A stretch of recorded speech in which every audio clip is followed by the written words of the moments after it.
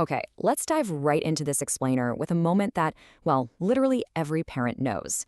You hand your toddler a toothbrush, you turn away for exactly 2 seconds to, grab a towel or turn on the tap, and you look back only to find them happily licking the toothpaste straight off the bristles.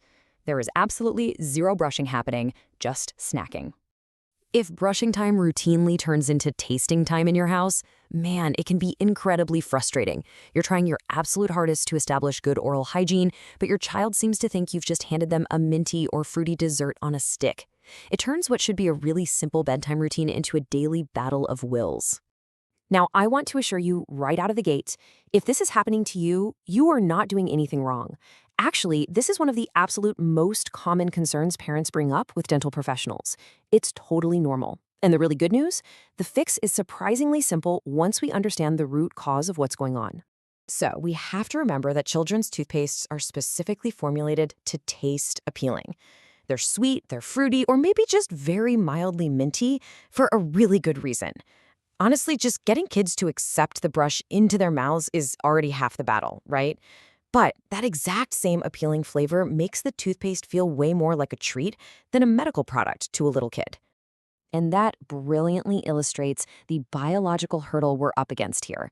First, like we just said, those sweet flavors naturally trigger a desire to eat. But more importantly, swallowing is a deeply, deeply ingrained instinct. I mean, kids under 6 have spent their entire lives swallowing everything that goes into their mouths for nourishment. So expecting them to suddenly understand they need to spit out a delicious sweet flavor, that is genuinely asking a lot of their developing brains. Section 1. The simple fix. It's all in how you load the brush. So to stop fighting those biological instincts, we simply need to change how we apply the toothpaste before we ever even hand the brush over.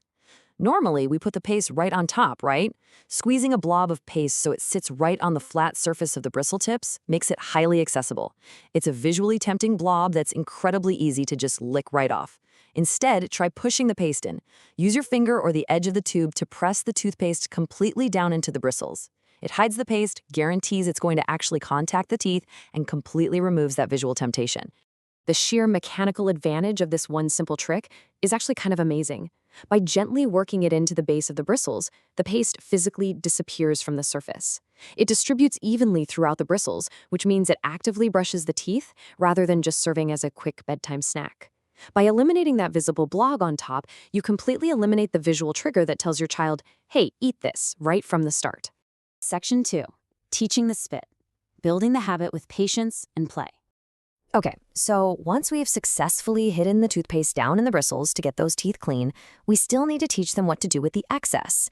This takes patience, sure, but it's entirely achievable when you make it a fun game rather than a constant correction. You can master this in 3 straightforward steps. Step 1. Practice with plain water before you ever introduce toothpaste. Ask them to sip, swish, and make a massive, dramatic "ooh" sound into the sink. Kids respond beautifully to that kind of playful reinforcement. Step 2. Demonstrate it visibly. Brush right alongside them and clearly say, hey, we always spit the toothpaste out. Watch me. Children learn best by observing you. And finally, step 3. Use a visual cue. Place a silly sticker on the sink or a little drawing of a mouth spitting. It acts as a fun, daily prompt to remind them of the new routine. Just a little repetition over days and weeks will build this habit naturally. Safe amounts. Addressing the fluoride elephant in the room. Now, while we're teaching kids to spit, it's totally normal to worry about that fluoride elephant in the room. But the amount of toothpaste you use matters for safety just as much as your technique does. For children under 3 years old, the safe and sufficient amount is literally just the size of a single grain of rice, just a tiny, tiny smear. For children ages 3 to 6, you graduate to a pea-sized amount. As long as you strictly stick to these evidence-based amounts, even if your young child does swallow some toothpaste occasionally during a learning process, their fluoride intake remains perfectly within safe limits. No need to panic. Seriously, let this guidance from the dental experts at Trusty Denti alleviate any lingering parent guilt you might be feeling. As they put it, the concern is not a single incident. Rather, it is about consistent swallowing of large amounts over time. By using those correct tiny quantities we just talked about and pushing them deep down inside the bristles, you're drastically reducing both the risk of swallowing too much and the temptation to snack on it in the first place. A total win-win. So it really all comes down to this. Small adjustments making a real difference for lifelong smiles.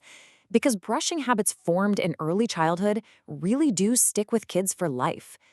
Getting this routine right doesn't require expensive dental gadgets, and it definitely doesn't require stressful, tear-filled battles in the bathroom every night. It just requires simple, clear, evidence-based adjustments to your everyday habits. So, as we wrap up this explainer, I want to leave you with one final thought to mull over.